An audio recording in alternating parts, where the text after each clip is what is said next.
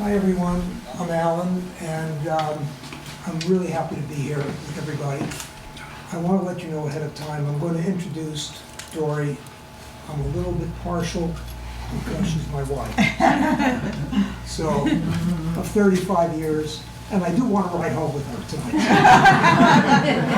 Well, if you screw up, I'm here. So, yeah, so I'm going to introduce Dorre. Dorre is a chiropractor by background, but she's also a teacher and an author, and we have her books over here, one of her books over here. And she's a teacher and also a therapist as well. And she focuses on healing a lot of emotional difficulties. Because as a chiropractor, as you know, people come in with a lot of tension often, and very often the source of some of the physical problems come from emotional issues. So she's been working with emotional healing pretty much her whole life, for the last 40 years as a chiropractor. So she's very well versed in that. And this program is going to be a lot about emotional healing, as you'll see. Dorre, I don't know how many of you attend OLLI classes here, OLLI classes, but Dorre has taught a number of OLLI classes as well here at Ashland. She's taught neuro-linguistic programming, and she's also trained in Reichian Therapy. And Reichian Therapy is about releasing emotional stress, energy, releasing energy. That's what Reichian became famous for. And Dorre specializes in that also. She has some techniques to treat allergies. This is not going to be about allergies, but she's good in that. And she's taught chiropractic both in Japan and in Korea. And she was the lead teacher in Japan and Korea, working under the tutelage of one of the pioneers in chiropractic. And Dorre was really his protege. So I've never been there, but she's talked about it a little bit. So she's a craniopath, also worked with the cranium. She's trained in hypnotherapy. She attended Iowa State, and I don't blame her for that too much. And she has a master's from Western States Chiropractic College in northern Oregon. She's also facilitated a group of people that explores spirituality for about 15 years. It's been a local group internationally where it's exploring spirituality, and she's led that group. She's facilitated that. So without any further ado, I want to introduce my wife, Dorre Lin Ray.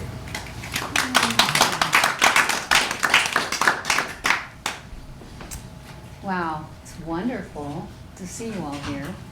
And I have to say that before I get into all the fun stuff that I want to, I think we should talk about what this title's all about. And we're just going to go through this first part. And then I'll jump into the real exciting stuff for me. And this is too, actually. Alan put some of this together. So I'd like to kind of say why this book was called Coming Home to Yourself. And so here we go. Yes. Oh, I have to push those buttons. What? Oh. There we go. Okay, so let's, no, can we back up? What I wanted to mention is this: I love the way that Alan put this together. And the house is, of course, our home, but inside is our self, and guess you can see it's a heart, and it has light. And you can imagine it probably has love. But I think it's all here.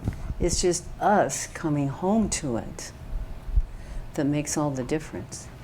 Okay, go ahead. So I think it's pretty obvious most of us want to get to know ourselves, trust ourselves, and feel better about ourselves. And then the work is about developing a whole new relationship with ourselves. And this is the exciting part. It's kind of amazing how little we know about ourselves. And there's so much we can do to transform the old stuff that's been here for so long. So all we can offer life is our consciousness and our relationship with ourselves. We develop a sense of meaning and purpose, which motivates us to deeply care about life. Yeah. And this is what this work is going to be kind of shockingly effective in a way. I never get over how well it transforms old stuff. Most of us want to get to know ourselves, trust ourselves, and feel good about it. Oh, that's the same one. You have to move to the next one. Our emotional and spiritual selves hold the key to our peace and well-being. We come to peace by accepting all our different energies.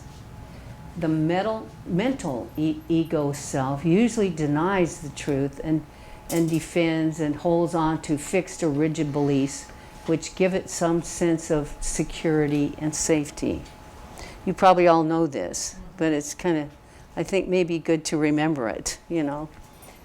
We are afraid of our emotions, that they're especially if they're inappropriate, that we may get stuck in them. We are not at home with ourselves in the sense that we just can't feel our feelings that easily. Some of us can, you know, of course. And now we know how to suppress our emotions by escaping our emotions with distractions and addictions, TV, overworking, and express negative emotions with venting or dumping feelings onto others. In other words, that's a good word for it, dumping, because actually we all know we don't particularly like somebody just coming and dumping all there, unless you're a therapist and get paid for it, and even then, you know. But, so let's go ahead. We open up our receptor sites to receive the love. I never thought about that, you know, ages ago, that, you know, we really have to be receiving. We have to stay open and receiving for us to, you know, allow it in. And to receive the love that is already here in your big self, or your divine self. Trusting that it's safe to use the practice to let our negative emotions be fully expressed out in privacy. Now, our past programming, identifications, and conditioning, this is just a little, we use this so often, you know, and so that we don't have to use all three words. I call them picks, because there's also overlap too. We can pick up a program or conditioning and an identification in all kinds of multiple ways. And we break down the blocks and barriers that keep us from what is real and true in this process.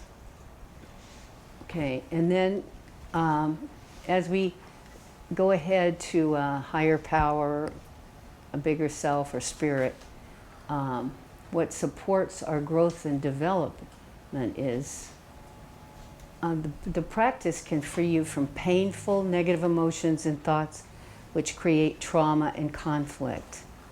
And you'll be letting go of past negative programming, identifications, and conditionings, or PICs, which manifest as accumulated negative emotions or fixed, rigid beliefs and patterns. Most of these inhibiting patterns come from past understanding and mistaken identities. You come to peace and become clear about what's real and true. You become your own authority and are at home with your own personal power. You become really, you let go of the external, because it's always been what you've counted on to tell you you're okay, and you don't need it anymore. because you go through a process that's very healthy, and it makes sense, and it's easy.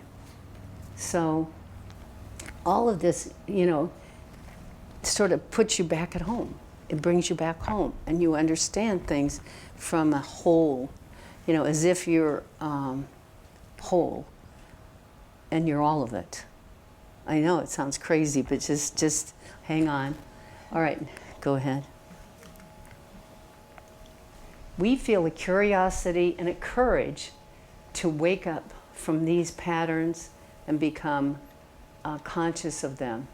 Common programs, I did something wrong, there's something wrong with me, I don't belong, I'm too thin, thick, smart, not smart enough, I deserve to be punished. It's not safe to express strong opinions. You can never be too thin or too rich. We are more valued with a lot of education and degrees.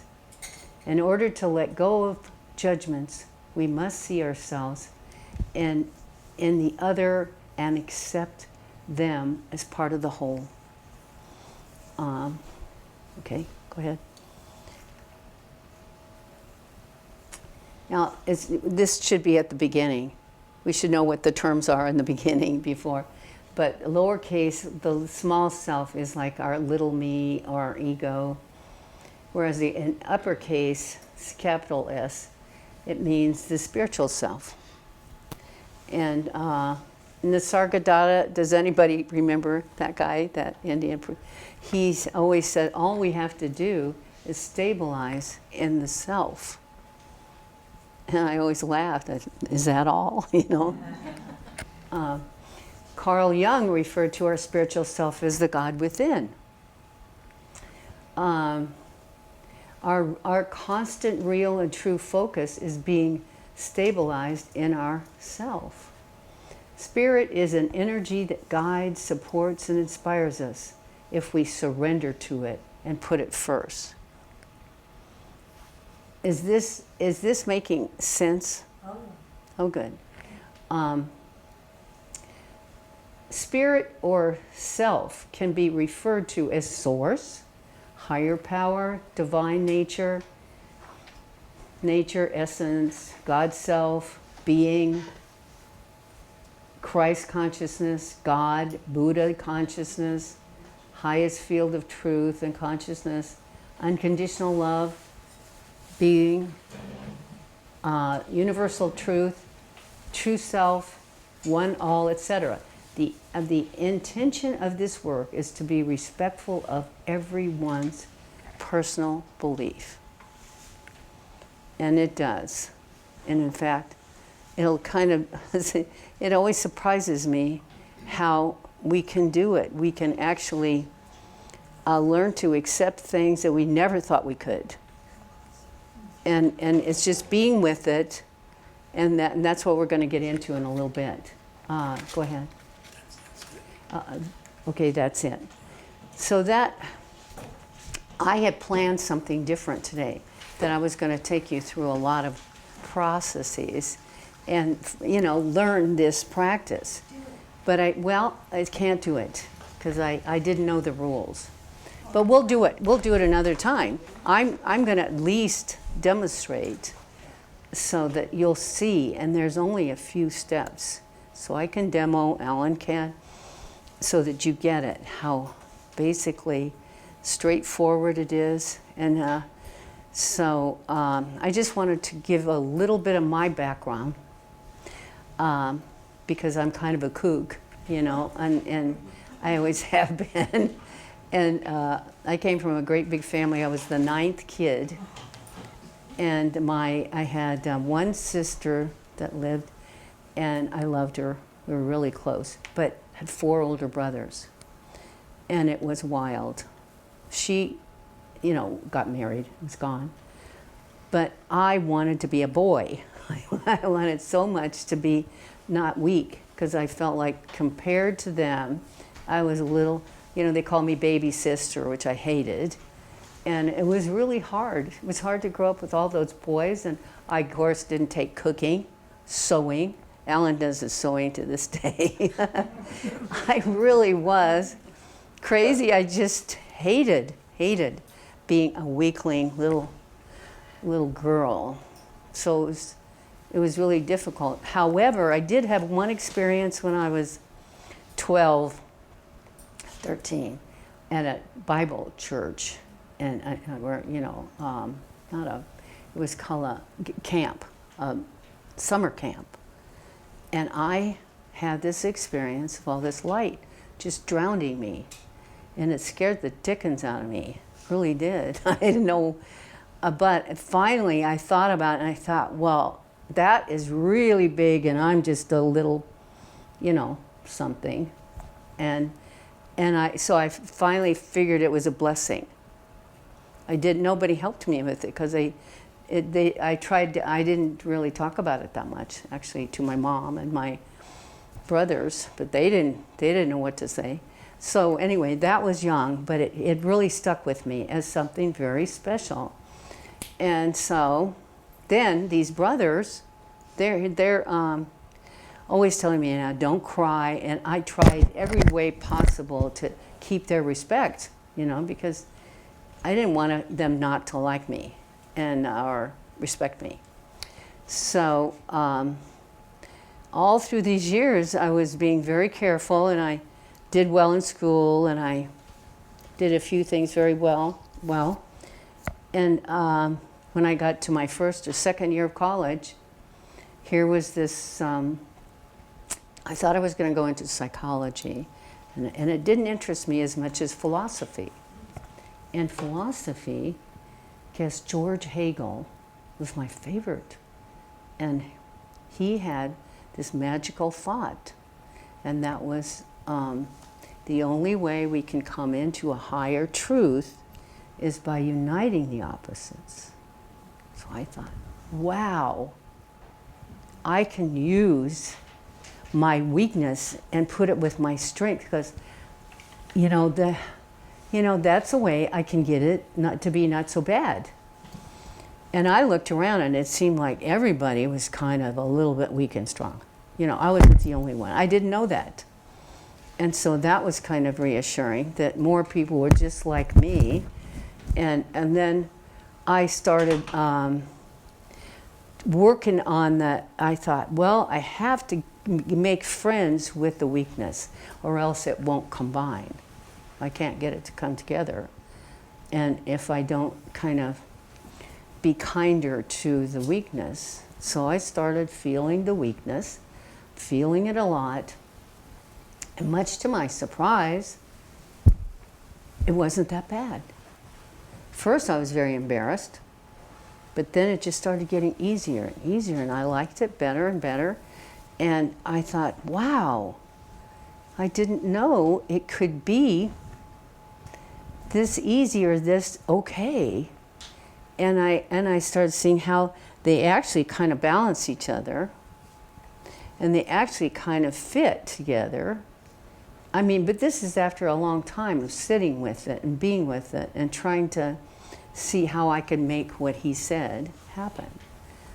And sure enough, the more I worked with just being comfortable with it and saying, it's not bad, it's okay.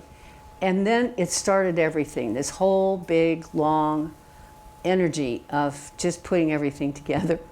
And it just, like right and wrong. Well, I make mistakes. I do wrong things. Then so I sat and I spent my time with it.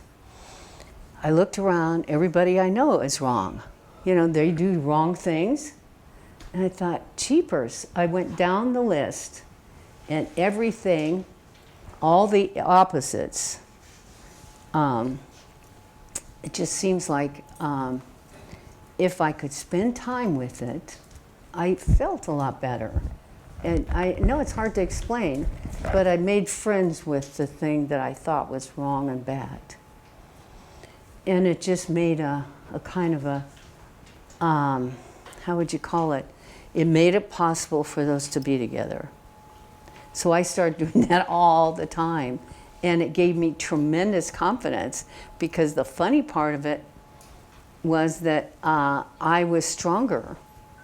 I felt stronger when I could accept the weakness. Does that make sense? Well, if you try it, you'll be shocked, you know, because that's how it seemed to work. And, you know, David Hawkins was one of my favorites. And all he did was say, for years, you're only subject to what you carry in your mind. And I thought, no, it's carrying your heart. It's got to be the heart, because the more I feel and I just let something be okay and I accept it just as it is, the better it works. And it just started being so it's always been a big, exciting thing, and it gave me a lot of, what would I call it? I used it all the time on anything that troubled me, and you can use it on like fear, any kind of fear is fantastic. You can just stop for a minute and clear your fear, and any kind of hurt or misunderstanding. So I used it on great big things and little things throughout the day. If you have something come up and it's kind of, you don't know what to do with it, then you do this process, and it's got 4 steps to it. And it clears. It does clear. And guess what? It was, getting back to David Hawkins, he not only changed that whole, he was a research guy. He was an MD, PhD, and all that. But he changed everything on his last book before he died. He said, wrong. You know, it's the heart.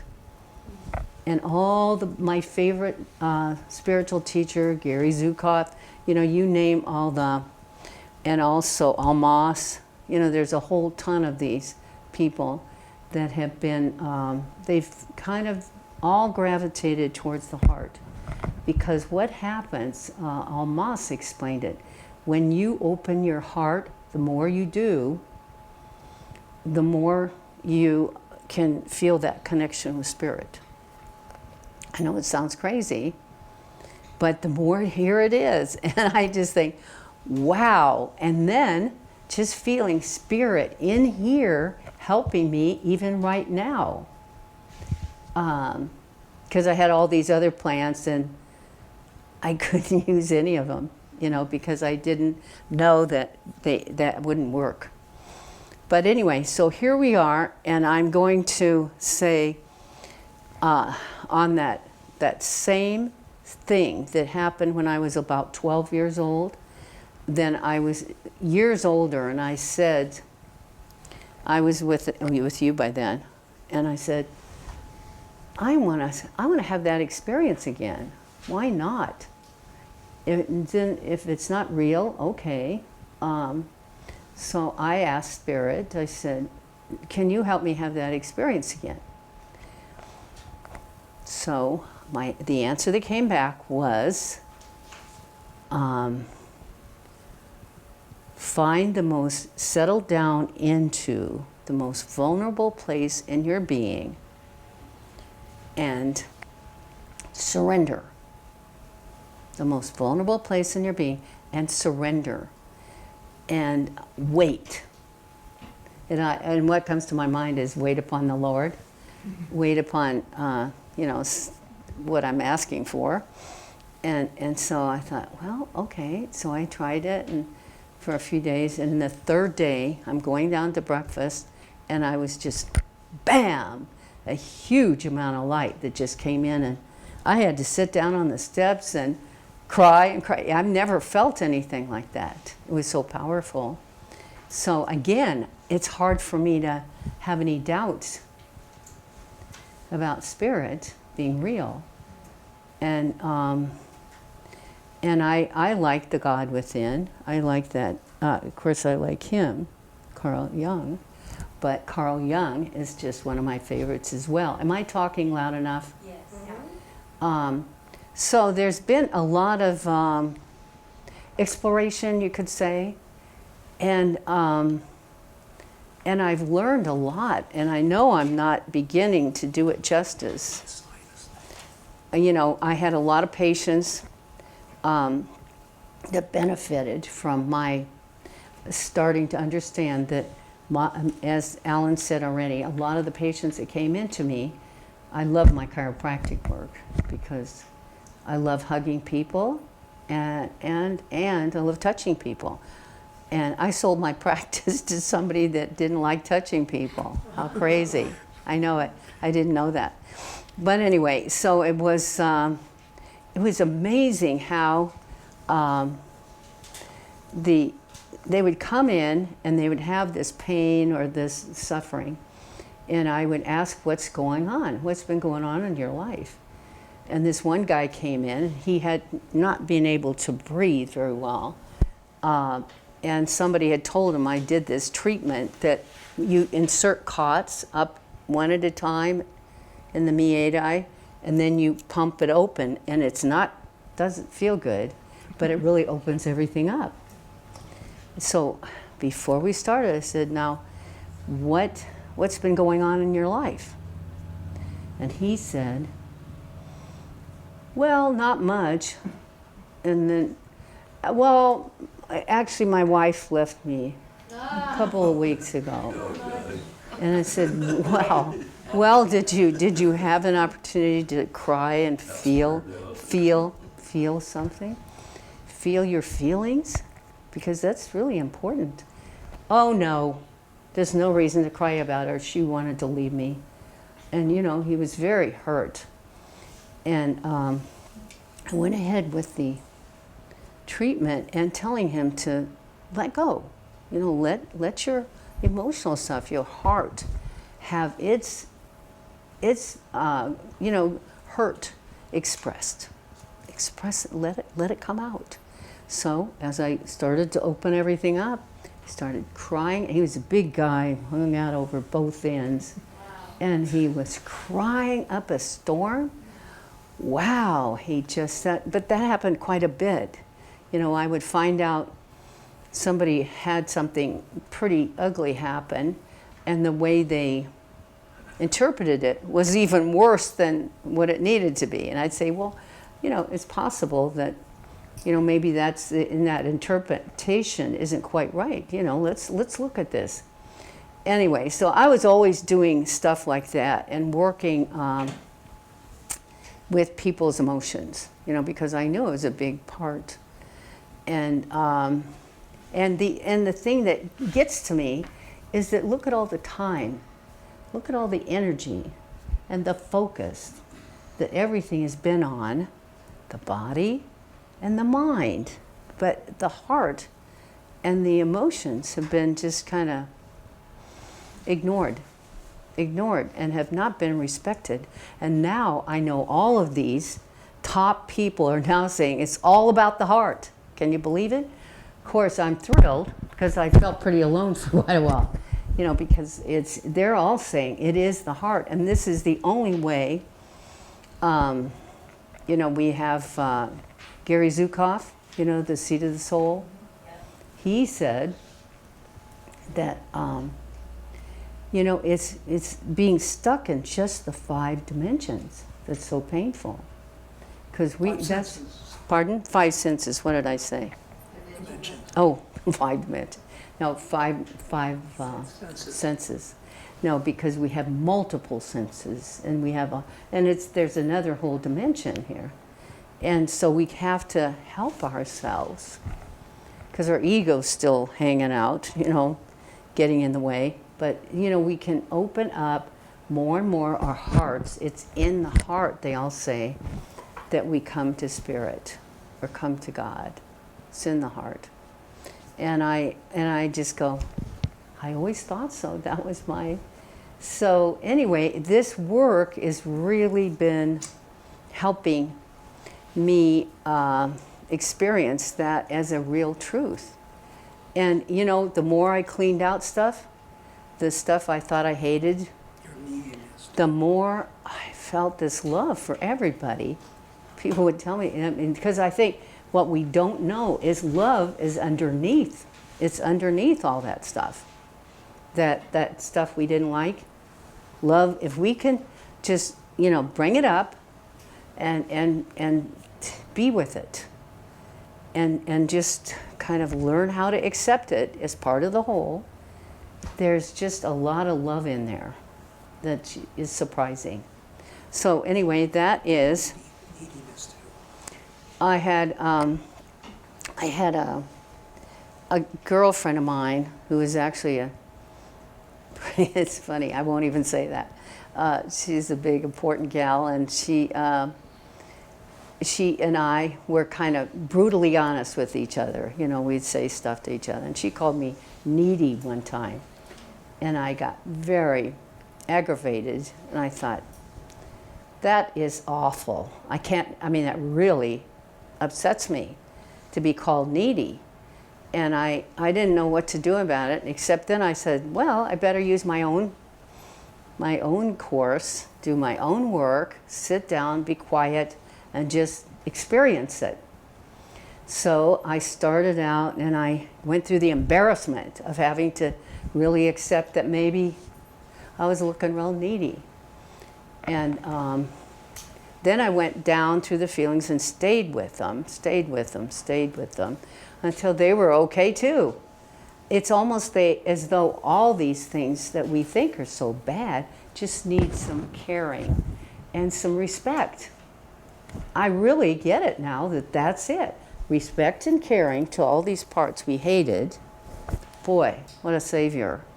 And so I got through that. The next day I saw this friend. She said, Dorre, everybody's needy sometimes. Everybody. She's a lawyer. And she is, I didn't know that. Isn't that silly? I did not know that every human being had that. In fact, then I said, well, I guess they have everything, right? And so that it's really been fun to accept that. And I want to know if you want, it's only 7:35. What next? Oh, I can say something. Okay. Alan had some stories. Oh, and I would add one thing on this, what was it? The neediness. My daughter calls up the next day and she says, Mom, I know you don't like all my neediness. And I said, well, actually, I feel a lot better about it. And it's really okay, honey. I'm with you. I'm just, it's fine. And so anyway, there's so many blessings or, benefits, but I wish I could just blurt them all out, but it probably wouldn't do any good if I did that. So what, I have had a wonderful time with chiropractic because, as I said, there's so many people that are suffering needlessly. And sometimes you just have to turn it around, turn it upside down. Think about it differently. See, what's another possibility here? And it really makes, usually just that can do, I like to work on their bodies too, but anyway, so that, everything has had to change because I had to change the schedule. So does anybody have anything they would like to contribute or ask or anything? I have a question. Sure. You mentioned something about 4 steps in the process. Oh, yeah. I think you were going to say something about that. Sure. Okay. Well, last time I showed, I gave you a demonstration of how simple the steps are, and I can do that.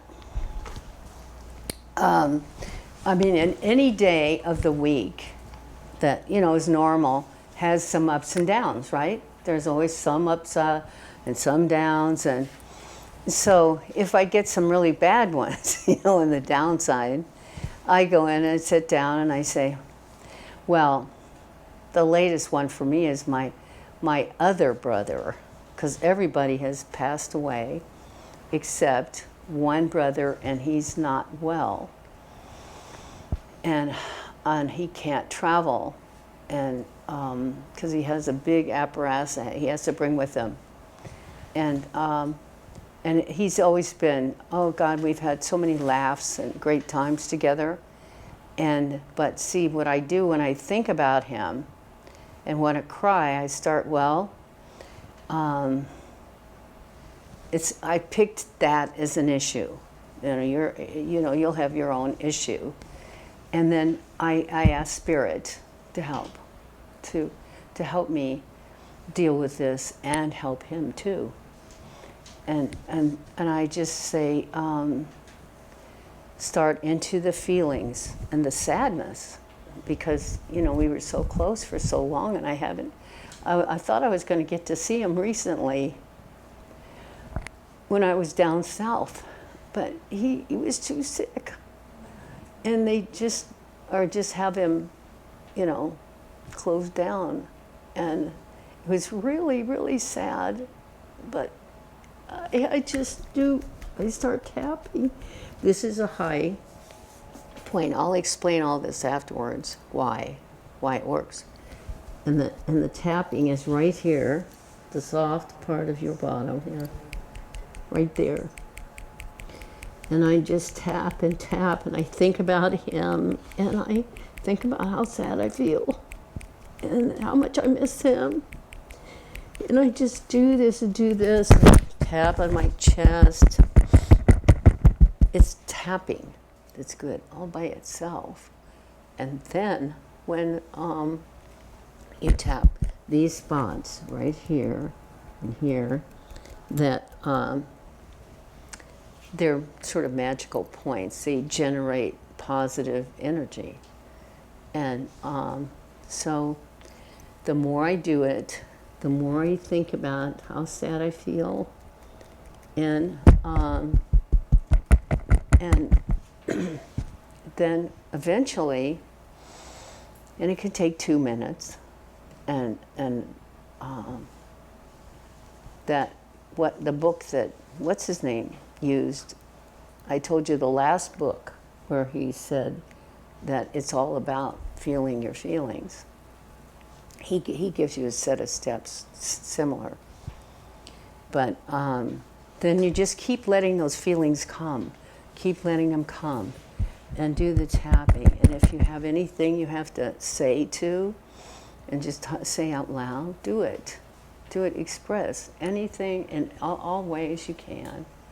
And because you're really letting all that hurt or sadness up and out. And so you can feel, it feels a lot lighter. You can. And I've already been working on this very issue, because I can't do anything to help him. And so anyway, after you've done this, and you can feel that it's kind of a lot lighter, and you just say, well, I can let go of this, but I will keep calling him and checking in with him. I will just let this pain go, the suffering go, and then the third part is to put a new,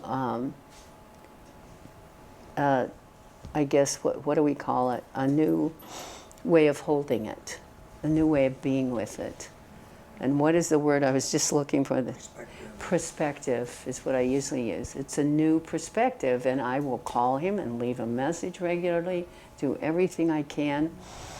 And that makes me feel better to some degree, because there's not a lot I can do. So it's like, so the steps are that you let the feelings of your issue come up.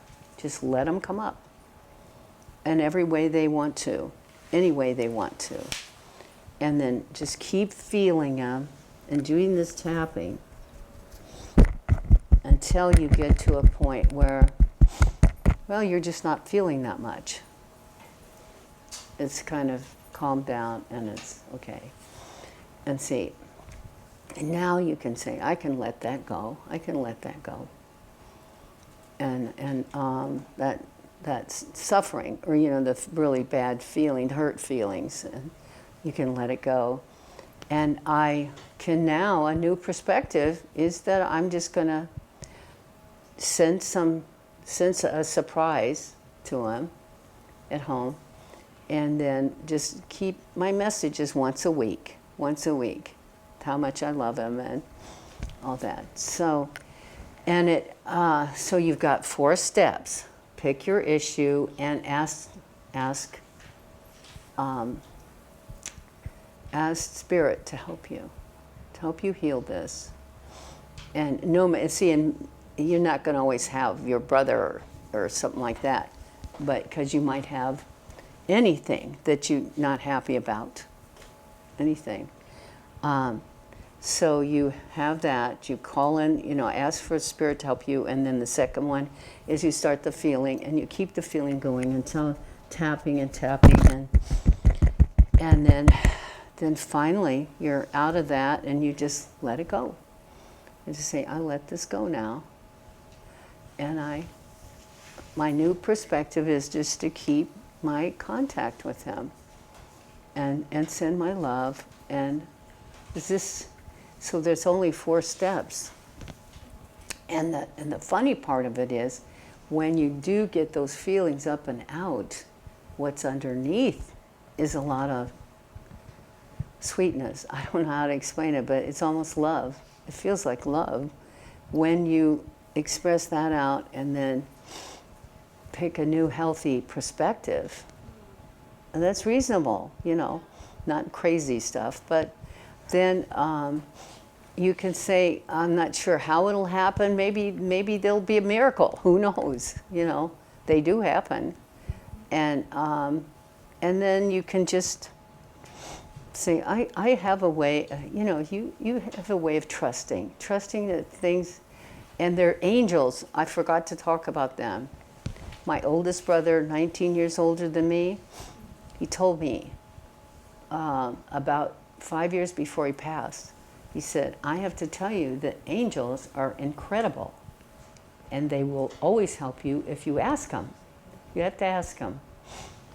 And I said, oh, well, I'm not really into that, that's not my thing, as they say, And then he said it again and again, and I said, okay, Dorre, just do it. I mean, you respect him, you love him, so I did, and I've been doing it ever since. Angels are here.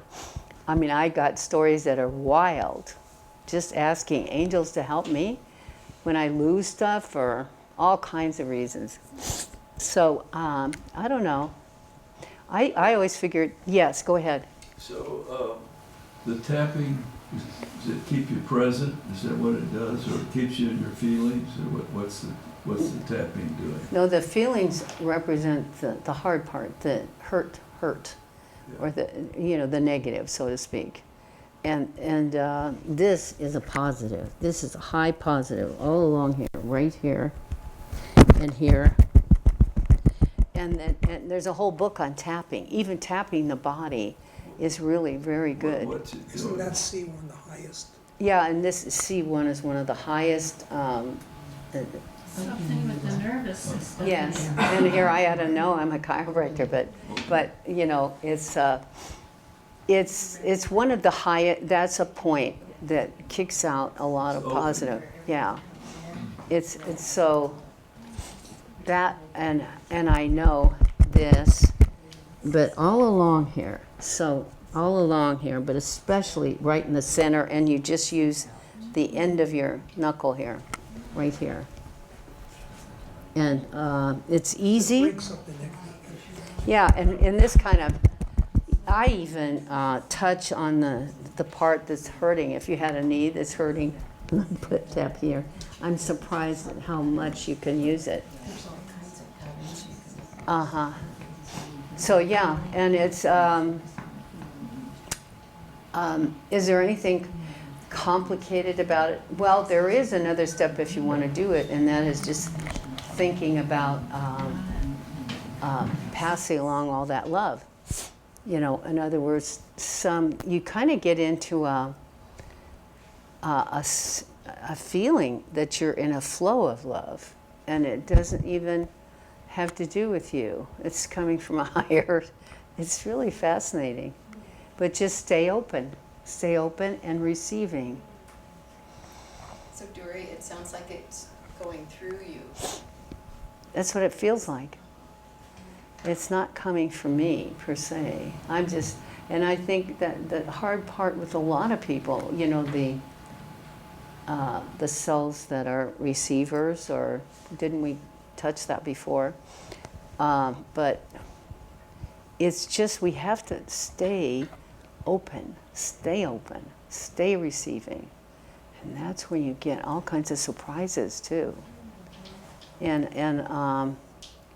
it's just amazing how the more you stay open and receive, you have to also, what I wanted to do, see, most people think they don't deserve, that they don't, they're not, what's the other word?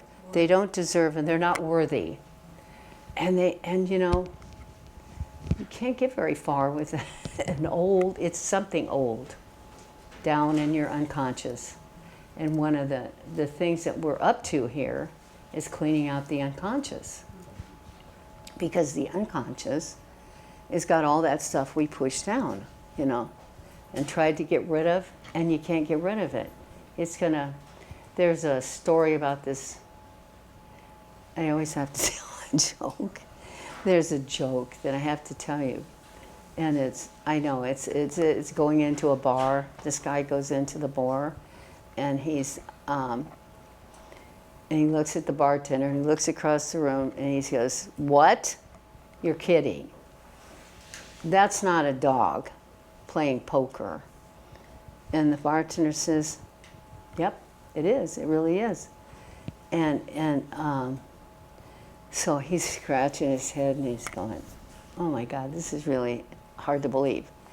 And finally he says, "Well, is he any good?" And the bartender says, "Well, yeah, he actually is pretty good. But then if he gets a good hand, then his tail starts wagging."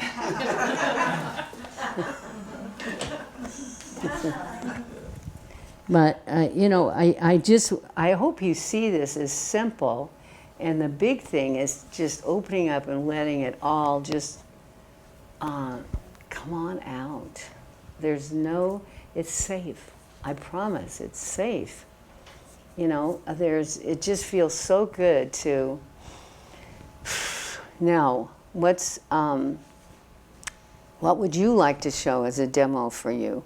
I don't know. Let me see if I can. Can I ask you a question before you leave? Oh, I'm not Are you leaving. open to questions at the end? Yeah, Oh. I'm just being comments. Okay, sure. Go ahead. I mean, later? You said later? Question, go ahead. Go ahead. Go ahead. Okay, so I'm curious, I heard you talk about, loving the one who judges, loving the one who's, afraid or makes mistakes. Uh-huh. When you look at it in your mind's eye, Uh-huh. are you seeing them as roles, or are you seeing them as emotions that are, you know what I'm saying? Sure. Can I don't know, Well- the victim feel another emotion, or does the victim always feel a victim? Does that make sense? Yes. Yeah. Yeah, I know. It took me, it was hard for me to give up on, being a victim, let alone being around somebody that's playing out the victim. Yeah. But, then you look deeper, and you don't know what they're going through, and I don't know what they're going through. And if I'm sure I have played the victim at some time. So that really helps me, and I see something and I want to judge it. Oh, they're talking so much. Well, I talk too much, And so what helps me a lot is to say, well, I'm sure at some point in one of my lifetimes or sometime, I've been just like that person. Now, I grant you it's hard with some people, It's very hard with some people. But on the other hand, we don't know what the big scheme of things is and why I started to say he is here, but you know, what's going on, why it's going on. But we have to sort of figure that if they're here and part of this life, then they're supposed to be here. Yeah, Let me articulate the question a little bit differently. okay.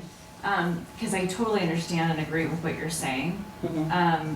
What I'm wondering is, when you diagram all those parts of ourselves that make up our whole, in your mind, which has a lot of experience, Mhm.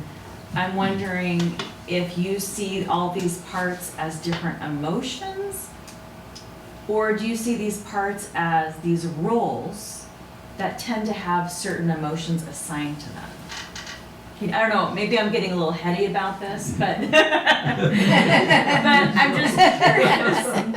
I'm just curious, in your experience, maybe there's just different methods of looking at it, emotions versus roles, or a mix of both.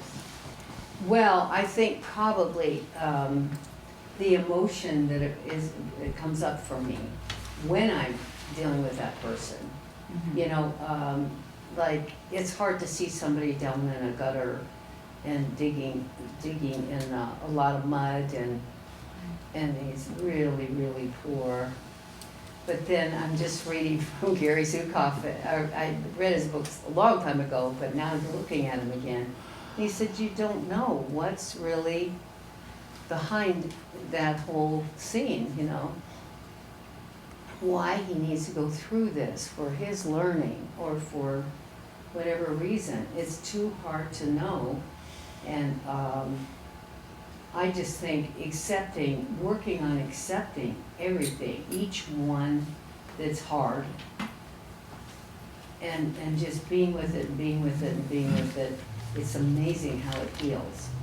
And I think we came here to heal and to learn. So we have to get on with the healing. I don't think anybody can heal me or we have to heal ourselves. I guess there are some cases in Pentecostal churches where they have healing, right? I grew up in that, and I think there were some healings. So, you know, it's like, but generally speaking, if we tell the truth and put truth first, and we're gonna move along, and we're gonna get help. And it's just kind of your response to it, whatever that is if it's not acceptance, then there's a little bit of work there to just come into a harmony, into an acceptance. Dorre, I have a, take on that, what you're saying. Sure. You know, I would think that however, you know, we attribute a role to ourselves, like victim, etc., there would be feelings attached to that. So There would be what? feelings attached, Oh, sure. attached to that. But I would Sure. imagine it's everybody's own experience, Yeah. that how you would react to that. Oh, everybody's so different. And I must say that, I don't know, about 3 years ago, I'm sitting there with Alan and I said, well, I'm so grateful that I can say I'm clear of all that that bad news victim stuff. And then here comes my daughter, who I worry about all the time. And we put so much of our life around her. And I thought, now see, that's what I call help. And ever since then, I have turned things around so that she never stops thinking I'm great. I just stopped being a victim. And I started doing something that was real and true. That's all. It was a wild thing to have to realize that I was playing the victim. Jeepers. Again. if I hadn't said that, I wonder how long I would BS myself or, pretend that it was. And she even called me this morning and said, Mom, I just can't believe how much you've changed in the last few years. And it's all because I confronted, the poor me. And I felt like I was having to take care of her all the time. And all the time. Like she came first in our lives, and all I had to do was clean it up, all of it, until I felt real, yes. So, are you saying this is a practice? Because I can't imagine some of these things dissipating in with just one effort. No. I'm imagining it would take several times for some of this. It usually doesn't. That's all I can say. Mhm. But if it does take a few times, it's okay, isn't it? Yeah. It may, if it's an old issue, and it's a big deal. It's one of those great big things, yeah. And, but yes, there are emotions attached. Yeah. And so I think those are the ones, just making it okay and accepting. Well, so you have the feelings, you clear the feelings, but behind those feelings, there's an action that needs to be taken. You got to, once you're clear, then you could solve your issues. Well, you naturally in do the it. world. Yeah. Yes, As you long as you're carrying all of the stuff, yeah. you can't be clear. Because you have to be in the world. You can't just live in emotions and stuff. Absolutely. So aren't you saying that your perspective changes after Yes. that? Perspective changes, and now you can, I think, Yeah, and you're- help you with what you. I think she said once you clear that, face Emotion, that the negative and emotion. face it and clear it, then you can change your mind of how you look at it. Is that Right. right? Yes, Yeah, that's that's good. it, right. And to go off with it. I've done it so many times, and with patients and with friends, and I was working with. Alan's telling me, I think he's lucky, but then on the other hand, he never gets away with anything, so he was saying, I don't like this getting older stuff. I really don't like it, and I'm not going to pretend I do. And I'm actually afraid of death. He never said that. So I said, well, do you want to do some work on it? And I guess so. So we did, and he just really let himself do it. He cried and cried, which he usually doesn't. But he just let go down into it and sobbed and sobbed and sobbed. And I keep asking him, that was about a month ago. I said, Alan's got, Yeah. used up all Alan's time. Huh? She used up all your time. I'm still alive. Still getting older. But It's I did find that it's really, this is part of life. I mean, it is. So I had to be able to accept that cry it. reality. And I can ask him and he And said, grieve no, I it. don't have it. And just let go of it and then just get on, with my life. And Change your perspective. I changed my Yeah. perspective is part of it, Yeah. yeah. And so, would you like to do a few, Well, I'll just say one This thing is extra, right? about physicality is a part of it too, because I've been very sports oriented. You name the sport, I used to do it. I was never perfect in all these sports, but I love them all. I was never a master at all of them. So here as I'm getting older now, in my 80s, so I'm saying, oh my God, I can't do this anymore, and I can't do this anymore. And I'm losing my physicality, and I identified myself that way. I'm a physical guy. And so all of a sudden, who am I without my tennis racket in my hand and my bicycle in the other hand and my skis in the other hand? And who am I? And it was difficult to try to adapt. So I went Dorre helps me with that. So I did experience that I really have to let go of this. And I experienced how sad it was to let go of this. So I started crying about it. And then after it was all over, the cry's over, I'm going, well, this is it, you know. It's like, this is reality. And I just step into kind of an elderhood. This is where I am. And I don't have to worry too much about the physical stuff. I just kind of let it go. That's something out of the past. And I don't have to hold on to it as part of my identity. So that was really important.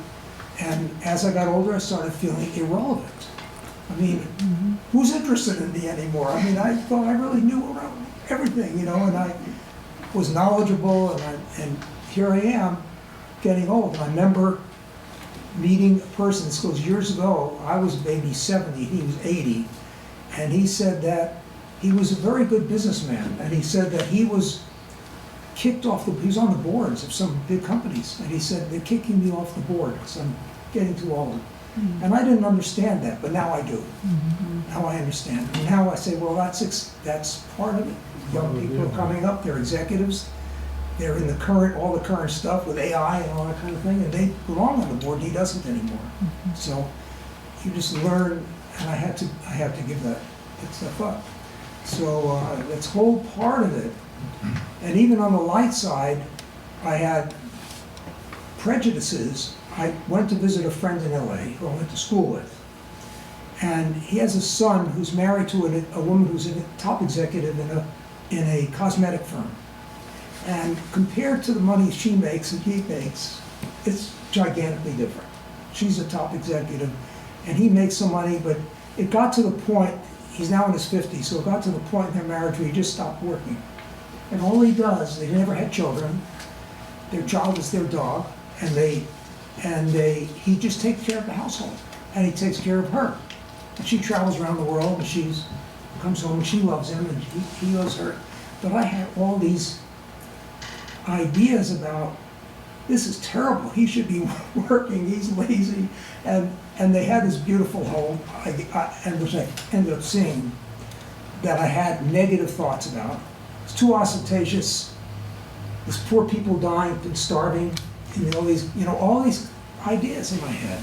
And so what happened finally, we went to see him and visit, and of course he does have this house on a bluff in Palos Verdes Estates, overlooking the ocean, with an infinity pool, and it's everything that I said. And then we go to lunch in an extravagant hotel, and he gets into a Hummer. I said, a Hummer? Said he can probably push a tank aside with this thing. So what is he doing with a Hummer in this beautiful neighborhood?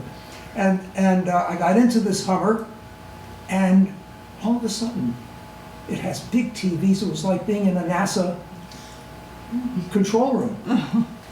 And I'm saying, this is kind of cool.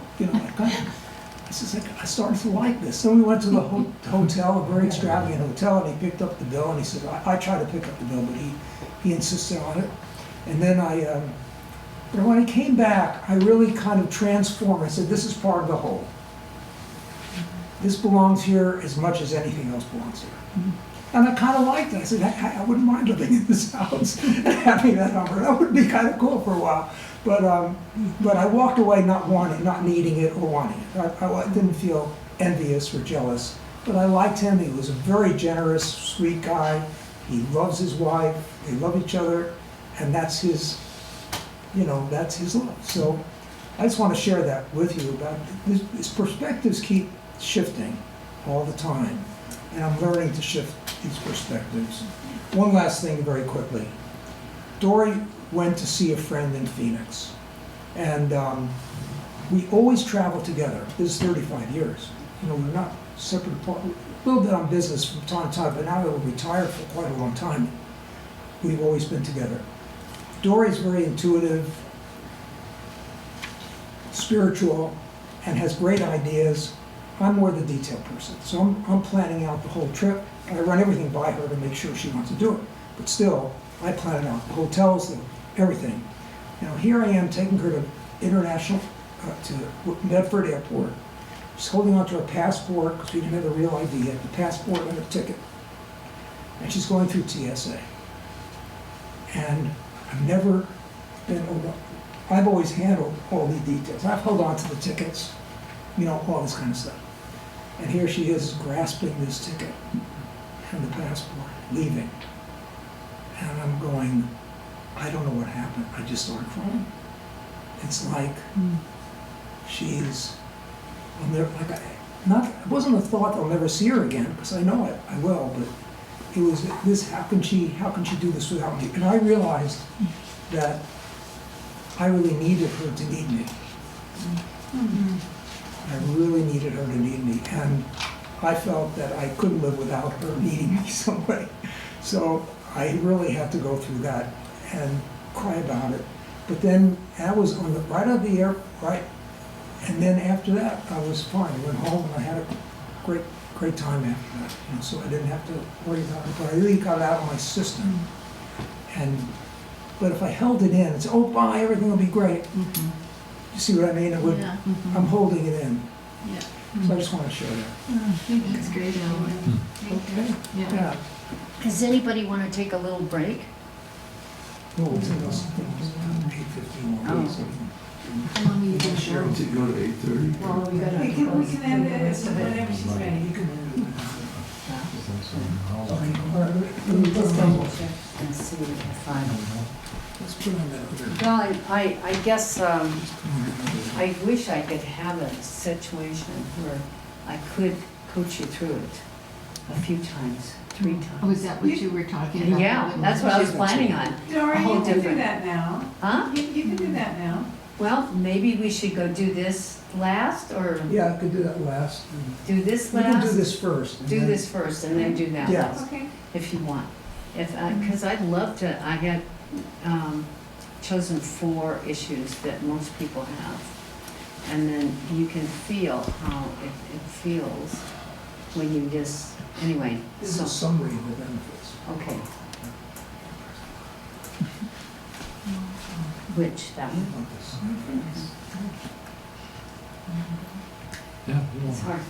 Is that the same one? Okay, Yeah. Thank you. okay, then, thank you. Bye. Thank you for coming. Nice to Thank meet you. Yeah, Take a we'll pool, see man. you. Huh? Take a pool shoot.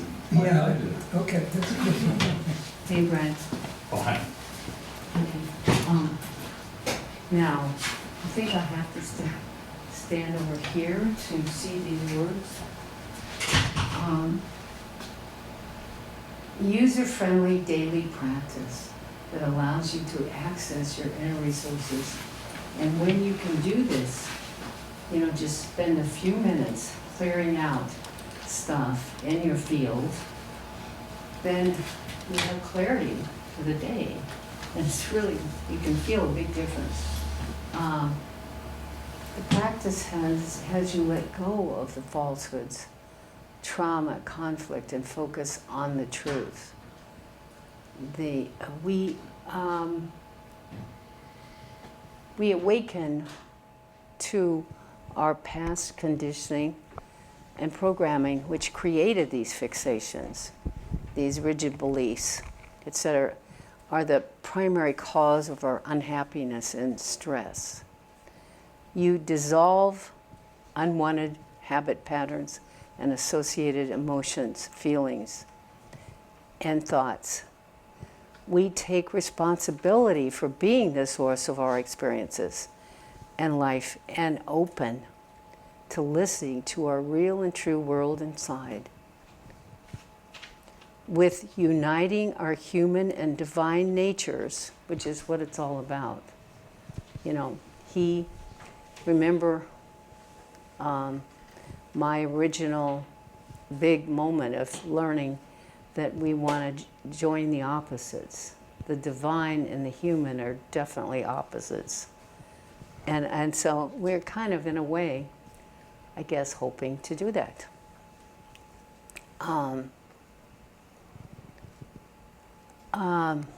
Let's see. Is it we take responsibility for being the source. Oh, did we do it all? I'll do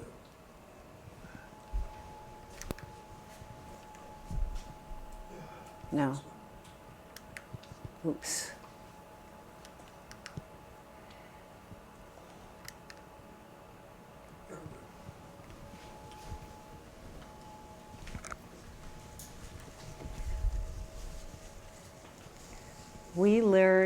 we learn the power and the peace of self-acceptance and unconditional love. And it's possible, and it's really not that hard. We are open to exploring, growing, and learning by saying yes to life. We experience healthier and happier relationships focusing on self-acceptance and accepting others just the way they are. Living moment to moment in a state of gratitude and acceptance, trusting that a part of you knows the truth and you put that part in charge. We stay open to receiving the preciousness of our big self, others, and life. We use guiding principles to help maintain clarity and wisdom, giving our life meaning and purpose. We gradually build a strong, healthy base inside. We feel a new internal truth and depend on our own true inner authority and self. We don't have to do that. That's No, fine. okay. That'll be it for there. And is there anything left on our, we had a whole thing set up that we can't use, but is there any questions or things that you might, yeah. So I have a question. I'm going to use the word triggers because I think everybody knows that word. Yeah. So when you have a situation in your life and you feel the emotions and you go through this process and you have this healing experience, which is great. But then in my experience, I have a situation in my life where I get triggered almost daily. Mm-hmm. By either new developments in the situation or by what I don't once have that I no longer have, those kind of things. So do you just keep doing it, because I don't see permanent resolution. I kind of think I accept that this is the leading edge of my spiritual growth curve, and this is just a pain and sadness that's going to be with me. It's changing all the time, and my perspective is changing all the time, but then here comes another trigger. So do you just keep doing it, like rinse, repeat? Yeah, it's like you're talking about your daughter or somebody you can't just drop off somewhere. You know? How did you know? I have had one, so I know. Yeah. And it's really, I did feel like a victim, and I don't anymore. That's true. And thank you And for I sure don't. Thank you for saying that sentence, because I did Yeah. play the victim, which is not even who I am. Well, you probably still are. I'm not. No, I'm No? really not. No? But it's Okay. been 4 years. Took me 4 Okay. years to stop playing the victim. But there still is. It's real sadness. I mean, it's There's bona no fide, alternatives. genuine, Yeah. valid sadness. Sure. And most people I've discovered do have something in their life. You bet. That's true. And as a matter There's- of fact, the people that don't are probably not my people, because they have not yet developed that depth that comes with the sadness. You're right. Mhm. You're right. Yeah, and there's always the ups and downs, always. And you just have to kind of expect it and let it be okay, because it's just the way it is. And think of ways that it can soften the hard part, you know, and say, how can I take care of myself in those moments? Thank you. And then even ask your daughter, if it is your daughter, you know. Well, say, it's my daughter, but a bigger fact is I have grandchildren that I'm not as close to anymore. oh, Not estranged, thank God, but I was very, very close, and now that's diminished. They're getting older too. sure. It just breaks my heart for what I Sure. used to have. So I can see Oh, yeah. I can go to Lithia Park and there's a grandmother riding a bike with her grandchild, and Yeah. it can come up anytime, and it just knocks me to the ground. Wow. Well, we do understand, because we were just saying our family is not, you know, as available. They're growing up, they're in college, they're elsewhere, and they're living with their girlfriends, and I know how you feel, because we feel the same. We really we love them so much and loved having time with them. And I think, well, I could call him and I could, blah, blah, blah, and do, I could be No. needy. Yeah, exactly. Go back to the needy stuff. And I guess we just kind of have to bite the bullet and say, well, this is life. That's that hard part. And just sit with it and surrender to it and say, it isn't, they're going to probably get more and more grown up. That's kind of the optimum. Okay. So, yeah, we understand, and it does help. Just periodically sit and just be with it and let the hurt come up, let the sadness and disappointment come up. Just be with it. Just keep feeling it. And then when it's free, you'll feel better for quite a while. And then, if it's still hurting, yeah, this makes it a lot easier. Yeah. And I don't feel really deeply like missing them terribly, But I can understand it for sure. So try it and see, because I know it sure has helped me. And I feel know like Marcia, she's close to her kids, and I've always been jealous of that. Always. And yeah, you're always close to yours. So, and ours are just